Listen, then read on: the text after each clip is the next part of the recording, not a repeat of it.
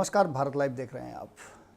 जैसा कि आप सभी जानते हैं कि प्रथम चरण के मतदान हो गए हैं। दूसरे चरण और तीसरे चरण में जिस तरह से मतदान के प्रतिशत बढ़े हैं उससे सभी दलों में एक अलग तरह की भीतर ही भीतर बेचैनी बढ़ गई है और इस बेचैनी को दूर करने के लिए दूसरे और तीसरे चरण के चुनाव प्रचार में सारी ताकतें झोंकने के लिए सभी गठबंधन और दल तैयार हो गए हैं।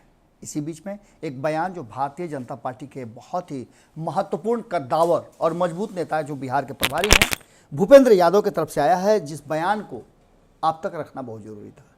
भूपेंद्र यादव के बयान से साफ झलक रहा है कि उन्हें भी इस बात का इल्म हो गया है कि तेजस्वी आ रहे हैं।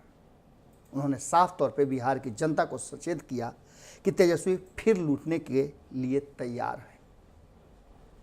इसका मतलब है कि कहीं ना कहीं उन्हें संदेह हो गया है, शंका हो गई है और उनके जहन में ये बात आ रही है कि भारतीय जनता पार्टी और एनडीए की सरकार बिहार से जा रही है।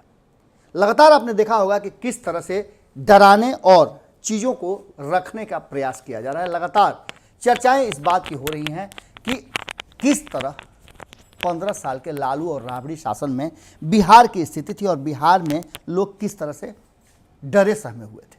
हर बार इस बात की चर्चा हो रही है। हालांकि स्थितियां कमोबेश आंकड़ों के नज़र से देखें तो बहुत ज़्यादा सुधरी हुई नज़र नहीं आ रही है, लेकिन रंगदारी, अपहरण और 10 लाख नौकरियों को लेकर के जिस तरह से तेजस्वी यादव ने एक मुद्दा छोड़ दिया है, ये मुद्दा अब आने वाले दिनों में लगातार आपको सुनने को मिलेंगे अलग अलग राज्यों में भी।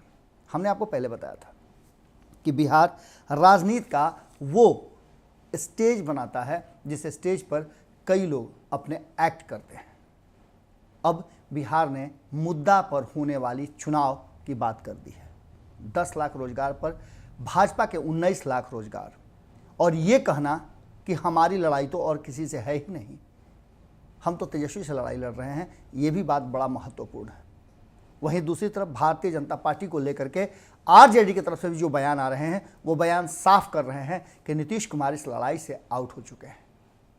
दोनों ही तरफ से जो तैयारियां चल रही हैं और अंतिम तैयारियों को लेकर के ये सारी बातें तब कही जा रही थी जब भूपेंद्र यादव गली गली, मोहल्ले मोहल्ले, गांव गांव और अंतिम छोर तक भाजपा है तो मुमकिन है रथ रवाना कर रहे थे। इस रथ रवाना करते समय बहुत सारे नेता थे। उसी बीच में जो बातें, बयानों का बहुत महत्व होता है, खास करके अगर चुनाव की बात करें तो, और राजनीतिक दल के बड़े नेताओं के बयान तो निश्चित रूप से बहुत ही ज़्यादा महत्वपूर्ण होते हैं। उनके बयानों से झलकता है कि आने वाला जो समय है, चुनाव है, जो सरकार बनने की तरफ आगे बढ़ रहा है कदम, उसमें क्या कुछ होना है। भारतीय जनता पार्टी जो सर्वे कराई थी, हमने आपको उसके बारे में बताया था। भारतीय जनता पार्टी को जरा सा भी लगता कि वो नीतीश के बिना चुनाव में बेहतर कर सकती है तो वो नीतीश कुमार को साथ लेकर नहीं चलती, क्योंकि दबाव बहुत ज़्यादा था। अब स्थिति यह है कि तेजस्वी यादव ने जिस तरह से इस पूरे चुनाव को तेजस्वीमय बना दिया है, इसलिए आप कह रहे हैं कि तेजस्वी के साथ आपने देखे होंगे कि कई बड़े चेहरे, कोई भी बड़े चेहरे नहीं हैं। यहाँ तक कि वाम दल उसके साथ हैं और वाम दल के रहते हुए भी तेजस्वी यादव ने वाम दल के साथ मंच शेयर करते आपको नहीं देखे होंगे। 29 सीटों के साथ वाम दल भी एक बड़े मजबूती की तरह साथ खड़ा है। वहीं कांग्रेस की बात करें तो कांग्रेस भी 2-3 सभाओं को छोड़कर बाकी सभाएं आपने नहीं देखी होगी राहुल गांधी के साथ। अब स्थिति यह है कि जहां एक तरफ तेजस्वी यादव बहुत तेज़ी से, भीड़ों को देख करके भी बहुत सारी बातें की जा सकती हैं। भीड़ लगातार तेजस्वी यादव के सभाओं में आ रही है और इसके लिए उन्होंने लगातार चुनाव आयोग के पास लिख करके भी भेजा है। आपने देखा होगा एक तस्वीर वायरल हो रही थी, उस तस्वीर को लेकर के भी बहुत सारी बातें चली, उसकी चर्चाएं तो हम कर ही चुके हैं। आगे आपको बता दें कि जिस तरह से भारतीय जनता पार्टी ने फिर से अपने आप को रिवाइवल के दौर में ला दिया है, पहले चरण के चुनाव के बाद, मतदान के बाद, उससे साफ जाहिर होता है कि कहीं ना कहीं भारतीय जनता पार्टी को इल्म हो गया है, अंदेशा हो गया है कि स्थिति बहुत अच्छी नहीं है। इसे अच्छी बनाने के लिए अभी और मेहनत करने की जरूरत है। जुड़े रहे भारत लाइव के साथ, खबरों का सिलसिला लगातार जारी है।